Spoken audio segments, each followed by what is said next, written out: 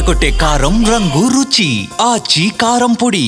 Dharmapuri municipality ఎన్నికలు రసవత్తరంగా కొనసాగుతున్నటువంటి నేపథ్యం లోపల హోరాహోరీ పోరును తలసిస్తున్నటువంటి నేపథ్యం లోపల మంత్రి అడ్లూరు లక్ష్మణ్ కుమార్ ఇంటింటికి తిరుగుతూ కూడా ప్రచారం చేస్తున్నారు.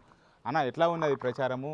ఎట్లా అంటే బ్రహ్మరథం పడుతున్నట్టుగా తెలుస్తుంది. పొద్దున్న నుంచి మార్నింగ్ వాక్ చేస్తున్నారు, ఇంటింటికి వెళ్ళి సమస్యలు తెలుసుకుంటున్నారు, అప్పటికప్పుడే సమస్యలు కూడా పరిష్కరిస్తున్నారు, ఫోన్లో మాట్లాడడం కూడా చూసాము. ఎట్లా ఉన్నది? తప్పకుండా అండి, మాకు ఒక నమ్మకం. ప్రజాపాలన ముఖ్యమంత్రి రేవంత్ రెడ్డి గారు ఏదైతే వారి నేతృత్వం లోపల మా ధర్మపురి ప్రజల యొక్క అభిమానంతో ఆ శ్రీ లక్ష్మణ స్వామి ఆశీస్సులతో శాసనసభ్యుడికి ఎన్నికై ఒక రాష్ట్ర మంత్రి కావడం నాకు అత్యంత ఆప్తుడు, నాకు ఆ ప్రాణమైన నా ప్రియమిత్రుడు మా దినేష్ కానీ, మా రామన్న కానీ, మా చెల్లె సంతోష్ కానీ, అదేవిధంగా పవన్ కానీ, మరి వాళ్ళలో వారి గెలుపు కోసం మా ఇక్కడ నుండి బ్రాహ్మణ అగ్రహారం ఉదయం లేస్తేనే వారి యొక్క మడి కట్టుకొని ఆ అమ్మవారికి స్వామివారి పూజ చేసేటువంటి కుటుంబాల దగ్గరికి వెళ్ళి వారు ఓట్లు అడుగుతుంటే తప్పకుండా మేము కాంగ్రెస్ను ఆశీర్వదిస్తామని చెప్పి వారు మాట ఇవ్వడం మాకు చాలా సంతోషకరం. ఒకప్పుడు ఈ రోడ్లు చూస్తే అసలు డ్రైనేజ్ రోడ్ల మీకు వచ్చేది. ఈరోజు మేము మంత్రి అయిన తర్వాత మా దినేష్ గారి నేతృత్వం లోపల అన్ని రోడ్లు కూడా సిమెంట్ రోడ్లు అయినాయి, డ్రైనేజ్ అయిపోయినాయి. ఎక్కడ కూడా ఈ బ్రాహ్మణ అగ్రహారంలో ప్రజలకు ఇబ్బంది జరగకుండా మౌలిక సదుపాయాలు ఏర్పాటు చేసినాం. రాబోయే రోజుల్లో కూడా రేపు జరిగే 11వ తారీఖు ఎన్నికల్లో పూర్తి నమ్మకం ఉన్నది. 15 మున్సిపల్ వార్డులు 15 కూడా ప్రజలు మమ్మల్ని ఆశీర్వదిస్తారని నమ్మకం మాకున్నది. మాజీ మంత్రి ఏమో కొప్పులీశ్వర్ మీ పైన విమర్శలు చేస్తున్నారు. అంటే ధర్మపురికి మంత్రిగా ఉన్నటువంటి అడ్లూరు లక్ష్మణ్ కుమార్ చేసింది ఏం లేదు, ఎన్నికల్లో ఇచ్చిన హామీలు కూడా ఏవి నెరవేర్చలేదని చెప్పి అంటున్నారు. ఎట్లా చూస్తారంటే? ఇప్పుడు హామీలు ఇచ్చి మర్చిపోవడం వాళ్ళ నైజం. లక్ష్మణ్ కుమార్ గారిని 2 సంవత్సరాల క్రితం గెలిచిన తర్వాత 2 సంవత్సరాల తర్వాత పేదవాళ్ళకి సంబంధించిన సంక్షేమ కార్యక్రమాలు, రేషన్ కార్డు కానీ, సన్న బియ్యం కానీ, అదేవిధంగా ఇందిరమ్మ ఇండ్లు కానీ, 200 యూనిట్ కానీ, ఈ ధర్మపురికి ఒక 10 సంవత్సరాలు రాజ్యాన్ని వెళ్ళిండి ఆయన. 9 గంటల తర్వాత బస్సులు రావండి, ఇక్కడ బస్ డిపో లేదు. పక్కనే కొరట్లో ఉన్నాయి రెండు రెవెన్యూ డివిజన్లు ఉన్నాయి, పక్కనే కొరట్లో 2 బస్ డిపోలు ఉన్నాయి. ఇక్కడ జూనియర్ కాలేజ్ తర్వాత డిగ్రీ కాలేజ్ పిల్లలకు లేదు. లక్ష్మణ్ కుమార్ గారు నేను ఇచ్చిన మాట ప్రకారం 5 మాటలు ఇచ్చాను ఎలక్షన్ల ముందు.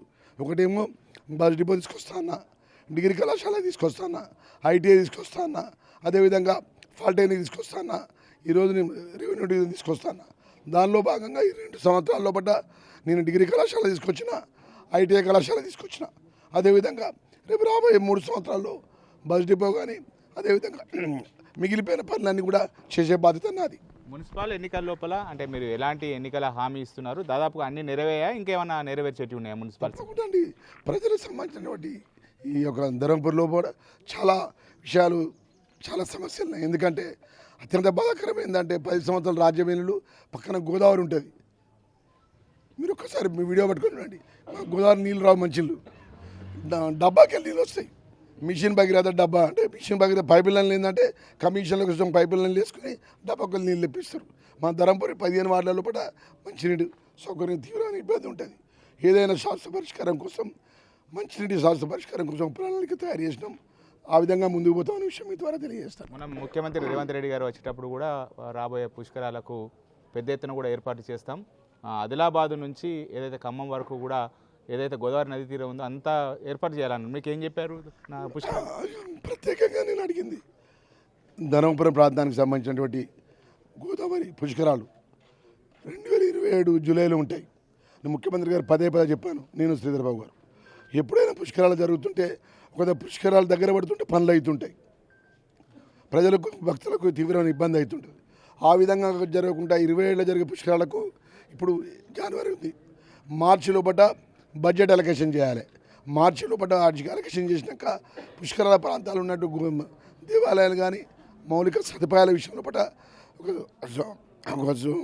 టెంపుల్ సిటీ ద్వారా వేలాది కోట్ల రూపాయలు ఇవ్వాలని చెప్పి అడగడం జరిగింది. దానిలో భాగంగా మన చొప్పదండికి వచ్చినారు మీరు బిగ్ టీవీ వాళ్ళు. ఆ రోజు ముఖ్యమంత్రి పక్కన నుండి చెప్పిన అన్న, ముఖ్యమంత్రి గారు మంత్రి గారిని చెప్తున్నా, మా గోదావరి పుష్కరాలు వస్తున్నాయి, మా లక్ష్మణ స్వామి దైవ క్షేత్రానికి ప్రత్యేకమైన నిధులు ఇవ్వాలని చెప్పి అన్నాను. పక్కనే యాదాద్రి ఉన్నది, 10 సంవత్సరాల రాజ్యమైన కొప్పులీశ్వరు యాదాద్రి గొప్పగా చేస్తే మనం ధర్మపురి ఏ రోజు పట్టించుకోలేదు. ఇంత బాధాకర విషయం. వేలాది కోట్ల రూపాయలు యాదాద్రి టెంపుల్కి కేటాయించినప్పుడు మన ధర్మపురి లక్ష్మణస్వామి దైవక్షేత్రం ఏం అన్యాయం చేసింది? 10 సంవత్సరాల్లో పడి ఎందుకు ఈ ప్రాంతాన్ని అభివృద్ధి చేయలే? ఏదేమైనా కూడా ముఖ్యమంత్రి గారి దృష్టికి తీసుకెళ్లిన విషయాన్ని తక్షణమే స్పందించి బాసర నుంచి ఏదైతే గోదావరి తీరాన్న టెంపుల్, ధర్మపురి లక్ష్మీస్వామి గోదావరి తీరాన్న టెంపుల్, కాళేశ్వరం గోదావరి తీరాన్న టెంపుల్ అన్నీ కూడా సుమారు 4,000 కోట్ల రూపాయలతోని గొప్పగా నిద్రించి ఊహించని విధంగా అభివృద్ధి కార్యక్రమాలు చేపట్టే విధంగా వారు మౌలికమైన ఆదేశాలు ఇవ్వడం జరిగిందనే విషయాన్ని మీ ద్వారా తెలియజేస్తున్నాను. ఇప్పుడు ఈ ఎన్నికల లోపల మీకు ప్రధానమైన పోటీ బీఆర్ఎస్ అనుకుంటున్నారా లేదా బీజేపీ అనుకుంటున్నారా? మేము ప్రజల ఆశీర్వాదం కోసం కూర్చున్నాం. ఎవరు పోటీ అనేది కాదు. ప్రజలకు మేము 2 సంవత్సరాల లోపల మేము చేసిన మంచి ప్రజల ముందు పెడుతున్నాం. రాబోయే 3 సంవత్సరాల లోపల ప్రజలకు మేము చేసిన ఏదైతే మేలు చేసే విషయాలు ముందు పెడతాం.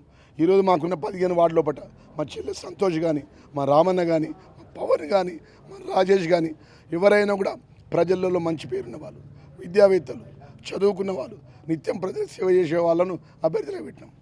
రేపు రాబోయే 11వ తారీఖు ఎన్నికల లోపల ఆ లక్ష్మణస్వామి ఆశీస్సులతో 15కు 15 గెలుస్తామని నమ్మకం ఉన్న తప్ప ఎవరో పోటీ కాదు. దేవుడు ఆ నరసింహస్వామి దైవక్షేత్రం. ఇక్కడ ఎవరు పోటీలో ఉన్నా, ఎవరు గెలవాలన్నా ఆ స్వామి వారి ఆశీస్సులు ఉండాలి. ప్రజలకు ఏం అప్పీల్ చేస్తారు ధర్మపురి? తప్పకుండా ధర్మపురి ప్రజలకు మంత్రిగానే మనవి చేస్తున్నా. రాష్ట్ర ముఖ్యమంత్రి పక్కన రాష్ట్ర క్యాబినెట్లో ఉన్న ఈ ప్రాంతం ఊహించని విధిగా రాత్రి 9 గంటలకైతే బస్ డిపో లేదు.